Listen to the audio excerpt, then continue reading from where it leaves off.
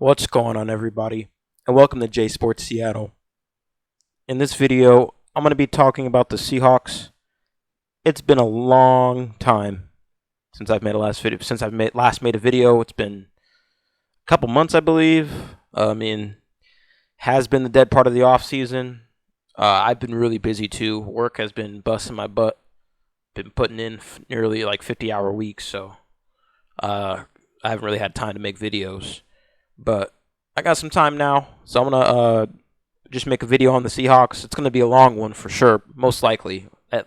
I wouldn't be surprised if this video was at least 30 minutes long, because it's been a while. You know, the whole dead part of the off season where there's nothing going on between really the draft or after OTAs, and between OTAs and training camp, it's just dead, just nothing. But it is that time of the year. Training camp has arrived. I'm just going to be progressing. I'm going to be progressing through the major news that's gone on through the weeks that I haven't made a video, and just stuff that has happened during the dead part of the off season. So I'm just going to go through all that. So if you like the video, make sure to like, comment, subscribe, and share for more Seahawks and Seattle sports content. And without further ado, let's get on with the video. So yeah, it's here. Training camp has arrived. Today was they just finished up day 3 up there. But before we dive into that, let's go over this first. This was as of June. This was June 10th, so this was over a month ago, like a month and a half ago. The Seahawks, we extended Michael Dickson to a 4-year extension, making him the NFL's highest paid punter. So it's deserved. I mean, he really is one of the, if not the best punters in the league. I think he is the best punter in the league because this dude has constantly clutched out that special teams unit last year was not good. And this dude was kind of like the saving grace on that special teams. And that's good on him. And he is an elite punter. I feel like he should. I don't think he made the Pro Bowl last year. And he should have made it if he didn't. But this dude is an elite punter, and I'm glad that he's going to be with us for the long haul. So congrats on him, and $16 million is a nice value. Obviously, it's a punter, so he's not going to be making like 30, 40 a year, obviously. But 16 is a lot for a punter, and good value for Dixon. So, for him, at least. So, yeah, good on him.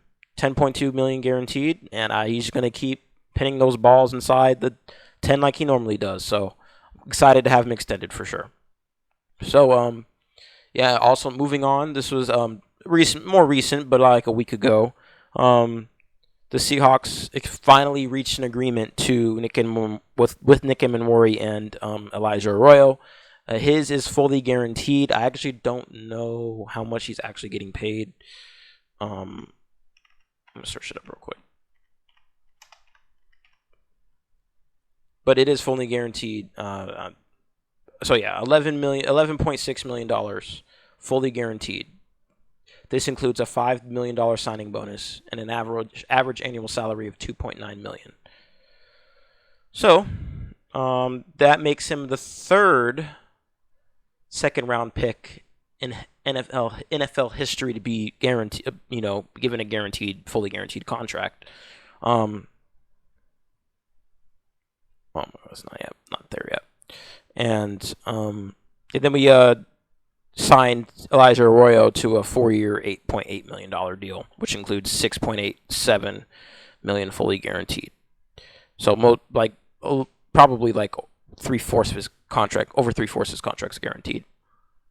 So yeah, and then this was a few weeks ago. We signed Shaquill Griffin. We re-signed him. So welcome back, Shaquill. It's been a while. I think 2020 was the last time he was here. 2020.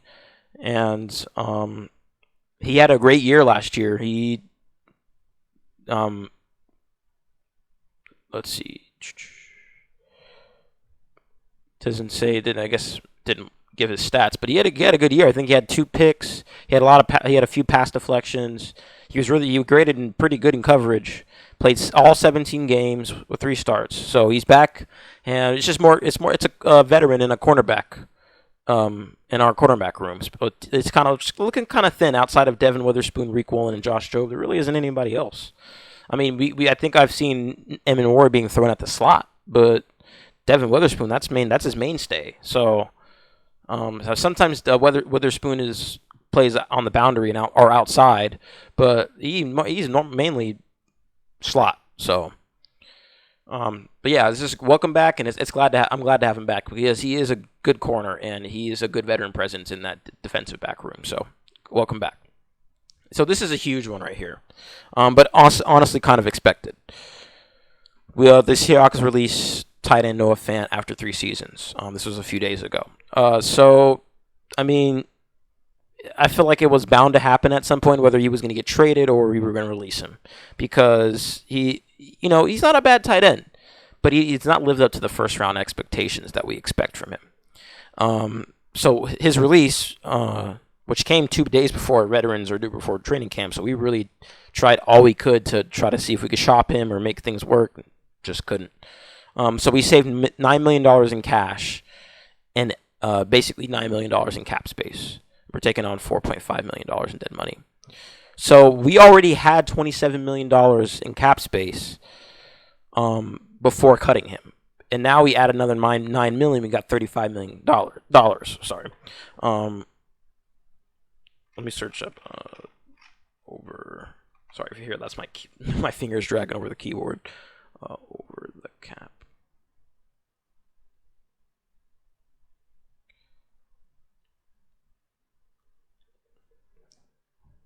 Let's see. You want cap space. So yeah, we are top 10, top 8. We are 6th in the league in cap space. I have absolutely no idea how the Niners have so much cap space. I mean, that's because they pushed all their. That's right. This is like the Niners' last year, really, to really compete for a Super Bowl, because all these contracts are going to start kicking in, and these guys are only going to get older. I know I'm kind of digressing a bit, but I do want to talk about that. $45 million is ridiculous. So we have $34 million, basically $35 in cap space. Next year we're top 10. The Niners have 8. In 2027 they're going to be in the they're cooked. So but back to 2025. So yeah, we got $35 million in cap space. There are 2 directions where we can go to, rumors, but directions I'll call them, because that really is 2 directions that we could go. One is I've been seeing a lot of rumors that we could go for Trey Hendrickson from the Bengals, who just came off back-to-back 17.5 sack seasons. We have never had. Sorry if you heard that. We have never had that breakout game-changing edge rusher. We really haven't. We've defensive lineman back in the 90s we did with Cortez Kennedy, but even just really on the D-line, and now we do now with Leonard Williams, I suppose. So I can't say that about D-line, but edge, we really haven't had a game changer. And getting Trey Hendrickson would probably put us as Super Bowl contenders, I feel like, because that dude is nasty, absolutely nasty. But of course you have to pay him bag, of course, which is what people are saying was why we cut Noah Fant and why we have so much salary cap going into the season. Another direction, and this direction is more, I think, is what we're going to go towards, because of, I think this is what John Schneider is going to do, is that we're saving all this money to where we have to extend our people that are on the rookie deals, like Witherspoon, JSN, Kobe Bryant. We have a lot of people, Kenneth Walker, even potentially Charbonnet. We have a lot of people that are coming in at the end of their rookie deals, and we need to have cap space to be able to extend them. I mean, extending them now will give us more cap space now because, we'll be able to push their salary down the road, but you're still going to have to pay them, obviously, down the road. So I don't think we're going to extend them now. I feel like it'll probably be next offseason is where we're going to start extending, especially because K9 is he's on his last year of his rookie deal. I mean, obviously, if he's going crazy in the middle, let's say he's week 10 and he has almost 1,000 yards or not, 600 or 700 yards, and it's week 10, we might go ahead and extend him because you can do that. I think that's what we're going to end up doing. I think that's what John Schneider will do. He will see how the season goes, based off who on the performance on key players, he's going to extend him. Like if JSN has an absolute banger of a year, he goes crazy, goes absolutely nuclear. There's a chance he could get extended before the end of the season. So that's the reason why I'm and I think that's what John Schneider's doing. He's like, okay, we got ballers that we drafted. We got JSN, we got Devin Witherspoon, ballers. Kobe Bryant, had a really good year under Mike McDonald. We just extended Ernest Jones. We don't have to worry about him. But we extended Julian Love, so we don't have to worry about him either. But Kenneth Walker, those guys, can they show that we're going to be able to give him a contract before the end of the season? I think that's what John Schneider probably has in the back of his mind heading into the season with this cap space. I mean, good enough to have. It's good to have because we have so much cap space and we have, a lot of options that we can do there, and we have a pretty good roster to go with already. So, that's really good to see. After we released, that's Noah Fant right there. He, not really the best. 20th among tight ends in receptions, 21st in receiving yards, tied for 38th in touchdowns, 5. His score in last season's finale marked his first time finding the end zone since late in 2022. So, and A.J. Barner had a better year than him last year. So, he had 4 TDs as a rookie. So, I think that him and Elijah Arroyo, along with Eric Saubert, they're probably going to be picking up the slack. I think it's going to be Elijah Arroyo season. So, and then A.J. Barner season as well. Elijah Arroyo can be that vertical X threat at the tight end position, and A.J. Barner, great blocker, and can also pass catch as well out of the backfield if he's lined up in the backfield. So that's great to see. I wish Noah Fant nothing but the best. He's a good tight end. He will find employment in this league because he is not a bad tight end. But he just didn't meet the expectations that we got him for. And that, honestly, I think that is the last of the players that was given. Oh, actually, no, Drew Lock's still on the team. So, but he did leave technically. But we still have players. Technically speaking, we still have a player left over from that Russell Wilson trade. Even though he left and came back, there's from 2022 to 2025, we've always had a player that was from that trade, and Drew Lock's one of them. So that's good to see. All right, so now moving on to the good stuff. I'm gonna start with day one. Training camp. First day was on Wednesday. This was awesome because this is just football's around the corner. That means preseason's only a few weeks away. So yeah.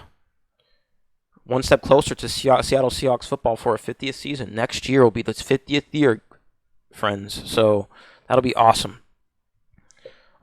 So some bad news. Uchenna Nwosu was placed on the PUP list. He is not close to returning, according to Mike McDonald. He said he is not necessarily close, which does not give me any optimism that he will be available throughout training camp and through preseason. But he is recovering from a knee surgery. I'm hoping he can be healthy by week 1, man, because even though we restructured his contract and he took a pay cut, we are still going to need him to be on the field, or else no matter what we pay him, it's not going to look good on us. So please, I hope he gets healthy and soon, and I hope he can stay healthy. Jonathan Hankins on the NFI, but not serious. Apparently, it's like a back issue, but apparently it's nothing to worry about. But he's a vet, so you got to be careful with him, especially if it's nothing football related. You got to be careful. No reasons given for Noah Fant's departure. I mean, there really doesn't need to be. The reasons kind of said. When you cut somebody, you don't think he's a good fit, or not necessarily that he's a good fit. Yeah, I mean that probably does mean that he wasn't really a good fit for us, and he just didn't really do well. He didn't compared to what we got him for and what we expected him to do. He said, I'm not gonna tell you exactly why. There's multiple reasons. I mean, I can say one, he just wasn't the best for us. Like I said, 20th in receptions. What was it, 21st in yards, 38th in touchdowns since 2022. Not good. Another reason is probably that salary. Just clear more salary. Number 3 is giving Elijah Arroyo and A.J. Barner a chance to step up, especially A.J. Barner since he's going to be a second-year player. So this is great. Um, Shaquille Griffin, he was back, but he had a minor illness that he sat out, which was fine because he actually was. I'll go into day 2 where he did show. Um, Apparently Kenneth Walker has been a full participant, and he's been very explosive. So this is really good to see. I mean, he is on contract here, so I know he's going to want to have to go crazy. I know he's going to want to go crazy. He said McDonald said he looks great. He's in a great spot mentally. Just awesome seeing him do all the things that we wanted him to do from the get-go. So that's really good. He's excited. We're excited. Interesting rotations in the offensive line. So apparently at center, Olu and Jalen Sundell are at the top. They're the top 2 of the depth chart. But and right guards figure to be Anthony Bradford and Christian Haynes. But apparently, Jalen Sundell has received reps at right guard, and Haynes has received some reps at center. So this is interesting because we haven't seen this before. But I want to say this: I feel like Olu has reached his ceiling as a backup center in the NFL, which is okay. I mean, he was a 5th-round pick. So if Haynes can step in as a 3rd-rounder and make a transition to center and do well at center, please, by all means. According to Clint Kubiak, how far along is the offense under Clint Kubiak? We're on schedule, according to what McDonald said of the offense. Run off the rock. We want to play our solid ball. Let the O-line do their thing. Get Sam on the move. Separate the defense. All those things. And I was listening to Ernest Jones' interview with Seattle Sports on the Seattle Sports radio talk show earlier when I was at work, and he was saying like there's been a huge progression with the offense because back during OTAs, Ernest Jones basically said that while they're being led, it was kind of slow and they could take their time getting to the line, but now they actually have to. The defense has to be ready. Like they're actually like now showing up and actually know what to do. So the defense is like, oh crap, we actually gotta be up our game. So that's really good to hear. That the offense is already starting to come through, and it's only been a few months of the offseason. Here's some O-line video. Just some O-line work. Can't really tell too much off of drills, but I mean, this is good drills to work on. Working together, strong burst, stuff like that. Some D-line drills. That's a big cat. Look at him. Man, that dude can lunge. There's Big Murph. He looks like he looks like he's been squatting. So I'm hoping he's wearing the Guardian cap. Good for him. I mean, they all are. I think that's right. They're all supposed to. It's usually in game or in the games where they choose not to or not. Apparently, all QBs were sharp. Sam, Milroe. Oh yeah, you saw Milroe in the background over there. I'm really excited for Milroe. I mean, look at how quick that release was. Hold on, let me make this full screen. Look how quick that was. Whoop, right out of his hands. Like he got the ball out faster, I think, than Darnold. Let me see. Yeah, I don't know. No, it was like around the same time. It's just the angle's weird, but like he got that out quick. That was really quick.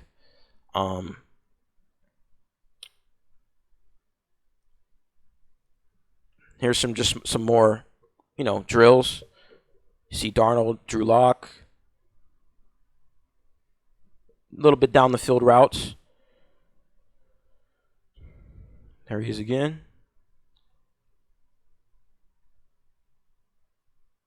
Oh, they swapped. So now you get to see Darnold. That's a dot to JSN. I mean, this is great to see. I mean, these guys are looking really crisp. There's Milroe. Nice. That was a really good throw. Right on the sideline.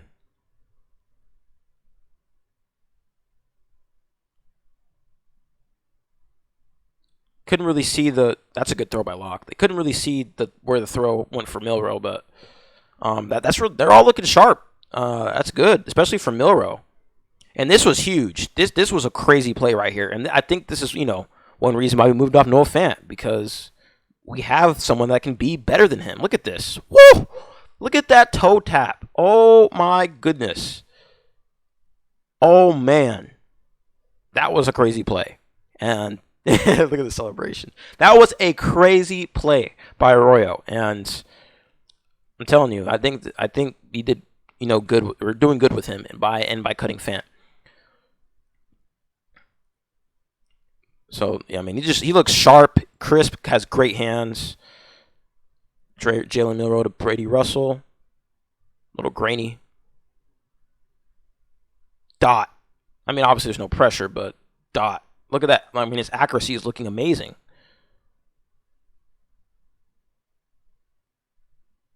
That was a dot. Oh, and then get some wide receiver work. Cooper Kupp. Man, it's good to see this dude in our uniform, man. Oh my goodness, I still can't believe he's on our team. Oops. Woo! High throw, and JSN just plucked that out of the air. I think that's Tariq Young. Glad to see he's still sticking around after all this time, but he does have to find a spot. Oh.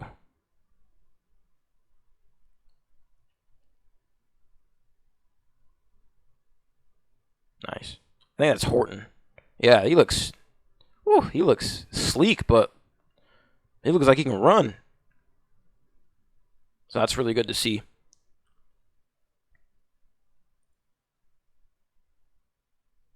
There's K9.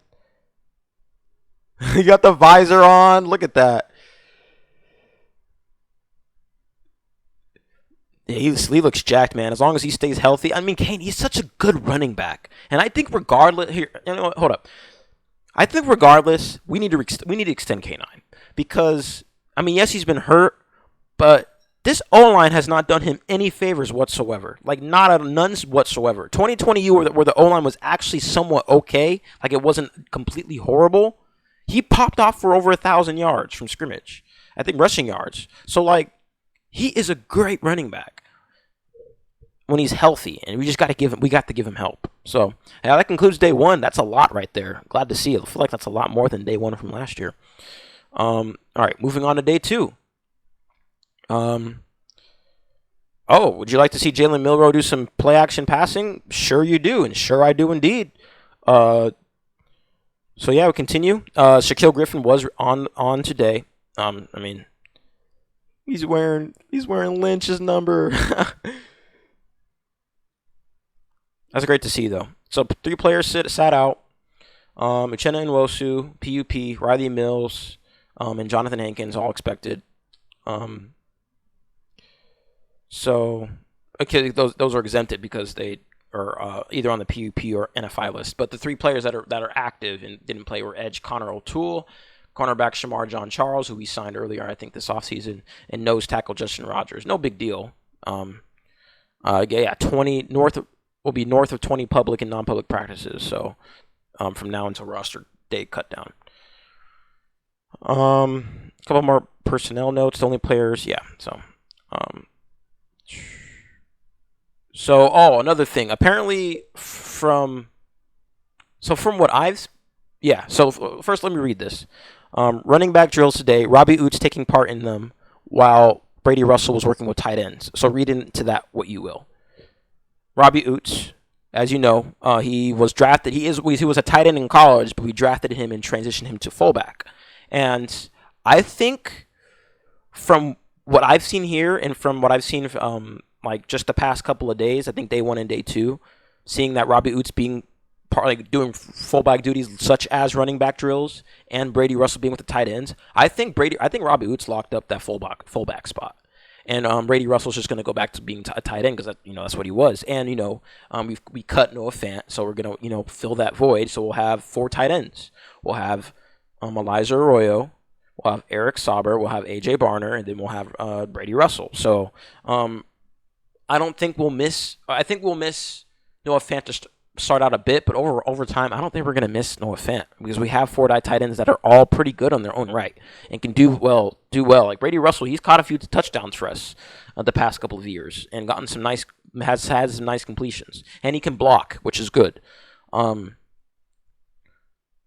apparently, yeah. So Jalen Sundell to the right guard competition after consecutive days getting snaps at the position. So yeah, because we can officially add him to the right guard competition. So Jalen Sundell, who came on this team as an undrafted free agent last year, is starting to get reps at right guard. This is good for him, and this is including Haynes. The O-line continues to rotate through the initial first-team grouping, including Olu at center and Haynes at right guard. But Sundell and Bradford also got significant work with ones at center and right guard.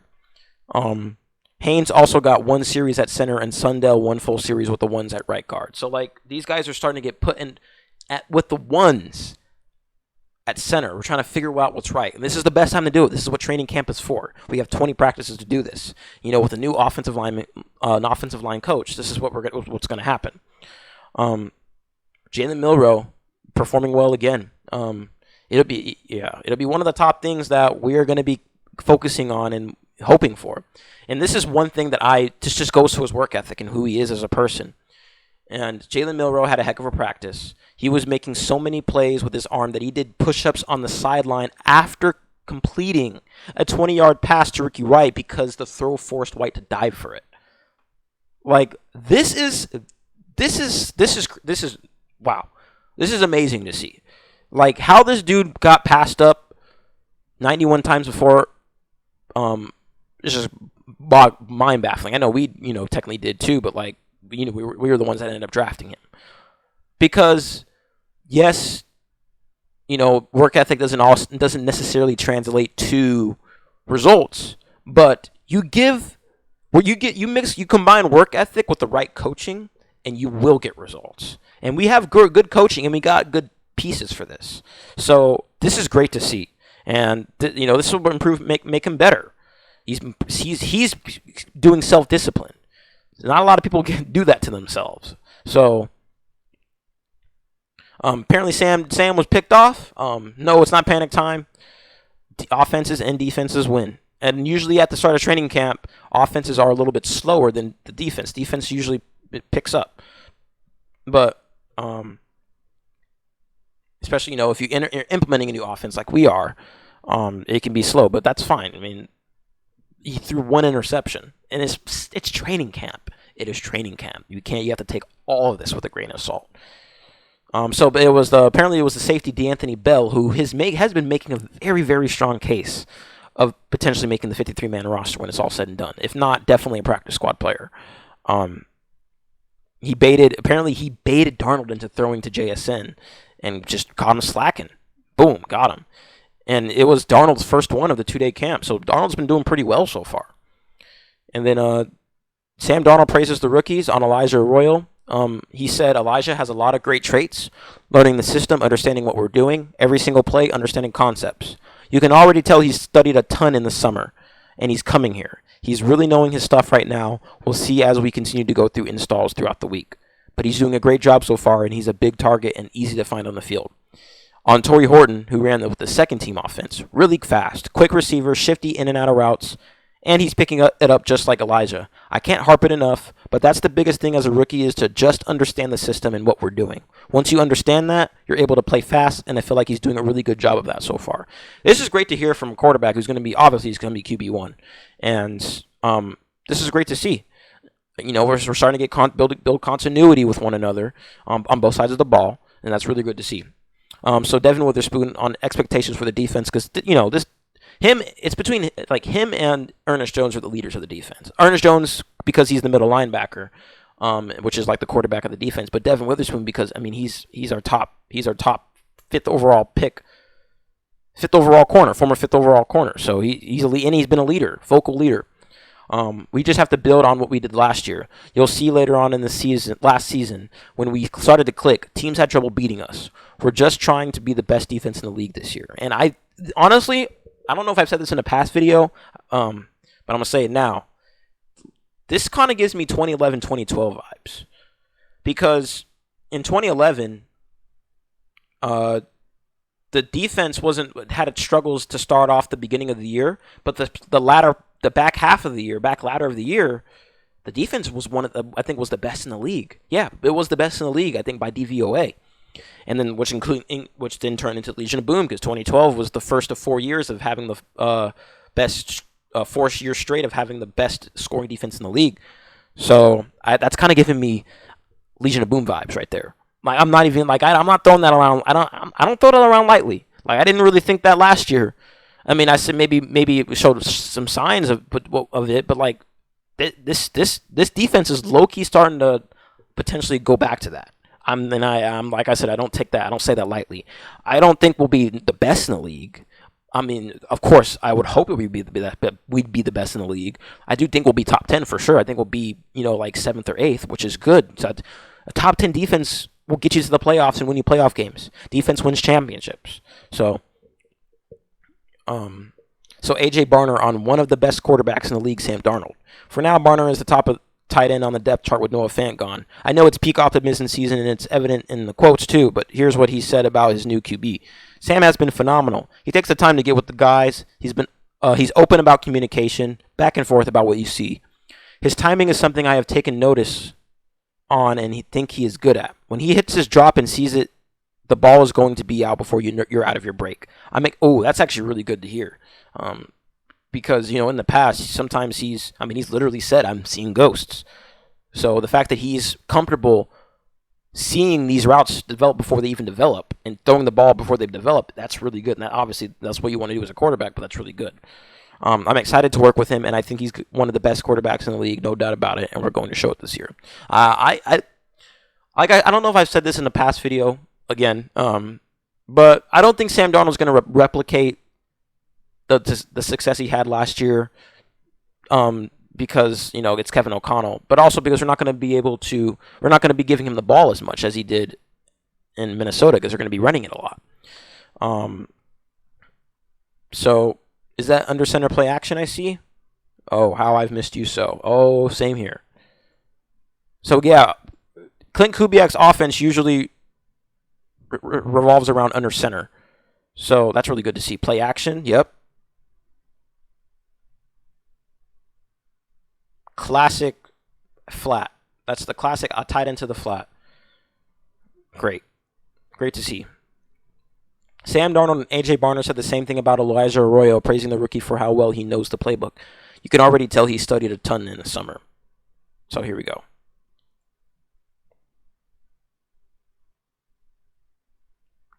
Look at his body control too. Like, I bet he's going to be really good at those toe taps for sure. Like, you see with him, it's not as smooth and not as quick. Not to knock Brady Russell, of course. See, that's just really good to see. Just good, just some tight end work. Some QB receiver footage from that day. Keep in mind, this is still day 2.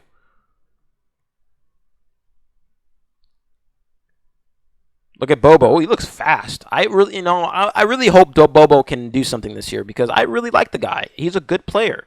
I just think he needs to get more looks this year. Look at JSN. Oh, he looks fast.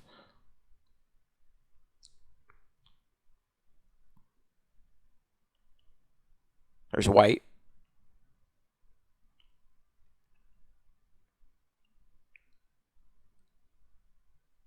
Bruh.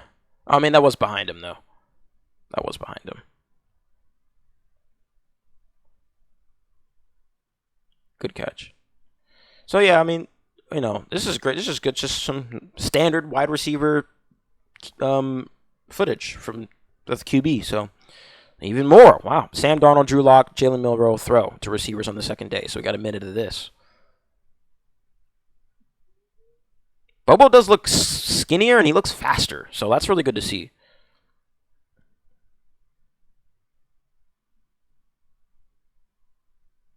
See, just look at how... this is why I love Jason. Just look at how smooth his routes. He just does it so effortlessly. Like, his slants are just, wow. That's what he was known for in college. It's just the smoothness of his cuts is just unmatched. That's why he's one of the best slots receivers in the league. There's Milroe. Right in the bucket. There's Locke. A little behind him, but he could have caught that.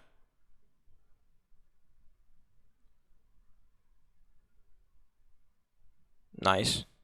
That was a good throw and good catch. There's Milrow. High, nice. Yeah, this is good to see. I mean, obviously repetition matters. What matters, and I'm glad to see Milrow's accuracy looks like to be much better compared to OTAs. So that's good to see. But yeah, that's the end of day 2. That's a lot from day 2. Wow. That's good though. That is really good. And then finally, day 3. I've not looked at this. I looked at the past 2 days, but like yesterday and the day before, but I haven't looked at this today. So this is gonna be like almost a live, but not live reaction, if that makes sense. So apparently there was a crazy one-handed catch today. Apparently Shaquille Griffin was absent today, but it was due to a personal matter. So hopefully everything's good with him. Everything, and hopefully like it's nothing major. Apparently we're starting to do a thing where some former players will raise the 12 flag before some practices, which is really cool to see. I don't know who did it today, but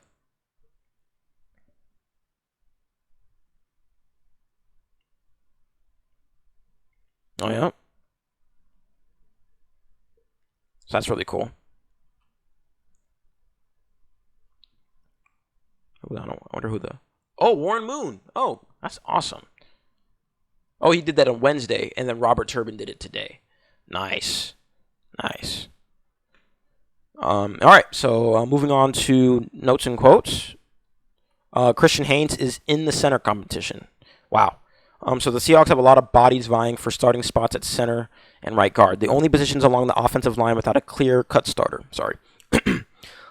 There's been a lot of attention focused on Christian Haynes and whether he can beat out Anthony Bradford and others at right guard, but it's now been revealed by Mike McDonald that Haynes may have a future at center.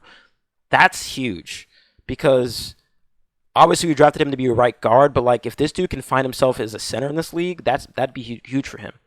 Emphasis on May, as he's not in front of Olu and Jalen Sundell. Yeah, I'd say he's in the mix to be a starting center, McDonald said. I think we started giving him center snaps toward the end of spring. Keep the competition open and see what happens. I'd say right now Olu and Sundell are ahead of Christian. Obviously, because, Haynes that center is not his mainstay. Right guard is. So Jaron Reed thinks Byron Murphy... Whoa! Okay. So apparently, yeah, Jaron Reed thinks Byron Murphy has Defensive Player of the Year potential. Hey, look, I like B. Murph and all, don't get me wrong, but goodness gracious, that is a pretty hefty claim right there. He had a pretty good rookie season. The numbers he didn't really stuff the stat sheet, but his presence was felt. Jaron Reed raised some praise for him. He said, "In my mind, I can see him being Depoy." Reed said, "He's a great guy. He works hard. He listens. He's strong as shit. He's fast, and he's strong as shit." That's funny. I don't think anybody's going to be able to block him for real. I mean, Jaron Reed, I think he's a respectable veteran. He's been, he does his job pretty well. So I gotta, take his word into consideration here. I don't think he's gonna be Depoy, but I think he can be really, really good this year compared to last year. There was no follow-up regarding how strong Byron Murphy is. The last time a Seahawks player won Depoy was late Cortez Kennedy, rest in peace. And otherwise cursed 1992 season. That dude won Depoy on a team that went 2-14. That is crazy. Panic, not really. Another Sam Darnold interception. The beauty of training camp is the experimentation. There will be wins for the offense, wins for the defense, and a lot of hot takes generated. Darnold has been intercepted consecutive days in similar situations, but it's not the worst thing in the world. There will be picks, there will be sacks, there will be dimes, there will be touchdowns. Literally, this is why training camp, you got to take this with a grain of salt. Mahomes' rookie season, he threw 5 picks in 7 training camp practices. Nobody talks about that now. Why? Because training camp does not matter. It doesn't mean jack squat for most, like 99% of the time. He's been mostly sharply in camp, but today and yesterday he's been picked off on a similar looking concept where safety undercuts an over route and has a clean shot at the ball. DeAnthony Bell got him yesterday, and then J-Love got him just now. JSN targeted both times.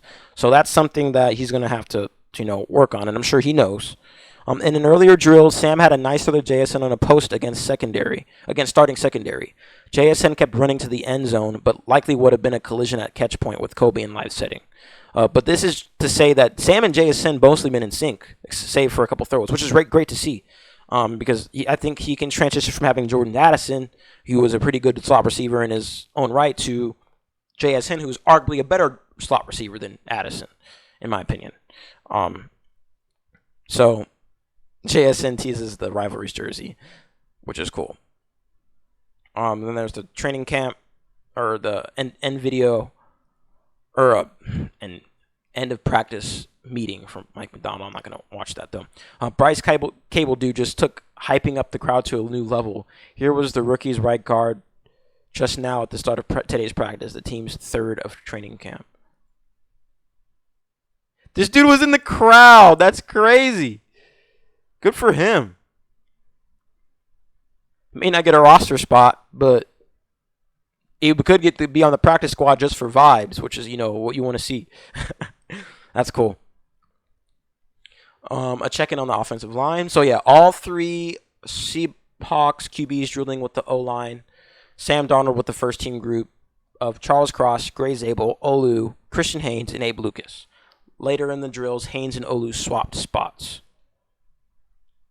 I don't know if that means, Haynes stepped in for Olu or Olu went to right guard and Haynes went to center. Either way, that's fine. One-handed catch from an undrafted rookie. All right, rookie free agent wide receiver Montori Foster Jr. from Michigan State. Let's take a look.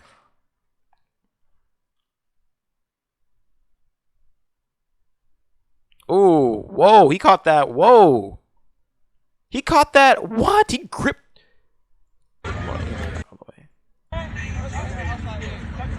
He didn't even haul it in. He just grabbed it. Wow, that was a crazy catch. Makes up for those drops I've seen, number 87, the past couple practices. Out routes are the in thing. Some out routes starting with Sam Darnold to JSN. Nice. Yeah, you got to work on them out routes. Gino's been picked off on a few out routes for whatever reason. That's good to see. Daily Jalen Milroe content. Just working on getting the ball out quick. That's good. Less than a second. Nice. That's good. And a healthy Ken Walker. Obviously, this isn't like live action or anything, but it's just good to see him healthy because this dude's been battling injury after injury. So the next practice will be on July 26th. Public practice before players take the day off on Sunday. Tomorrow, another practice tomorrow at 1 p.m. Pacific Standard Time, which is the same time as me. I'll be at work though, so I won't see anything about it until I get off. But that's good to see. We got some ballers. Sam's been doing good so far. Our defense has been doing good too. That's good to see. I really, really like where we are at right now, heading into this season. And I'm really excited to see how the rest of training camp goes. So, yeah. I think that's all I have for this video. Now that training camp's back in full effect and football's right around the corner, I'm going to be making more content. So, stay tuned for that. And if you like the video, make sure to like, comment, subscribe, and share for more Seahawks and Seattle sports content. Thank you for stopping by. Have a good night. And go Hawks, go Mariners, and go Kraken.